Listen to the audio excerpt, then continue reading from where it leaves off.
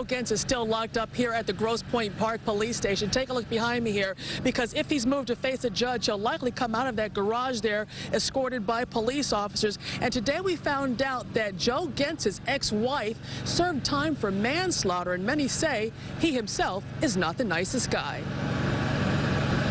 He's tall, arrogant, and creepy. That's how Caitlin Emerson describes 48-year-old Joseph Gentz. Caitlin often waited on Gentz in a restaurant just a couple of blocks away from where he lives here in Grosse Pointe Park. He's pretty rude to me sometimes, but I just kind of look past it.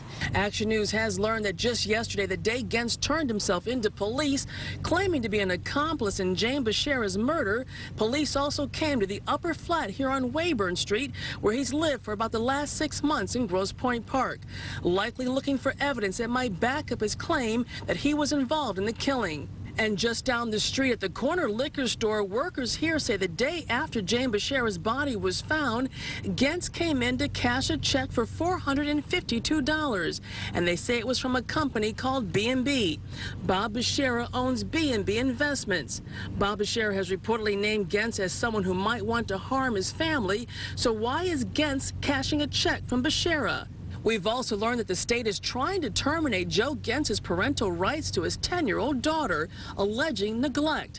Those living and working around where Gentz recently lived here in Grosse Pointe Park say they never saw him with a child, just alone, and some describe him as different. He was known as, like the corner store, they called him Crazy Joe, but that's just, I guess that's just his nickname. He moved in a few months ago, I think. We started seeing him walking around in the neighborhood a little bit, and he came up here right on this porch one night, and we chatted for a while, and I mean, he was a friendly enough guy. Said he had moved here from St. Clair Shores and was doing some work in the area.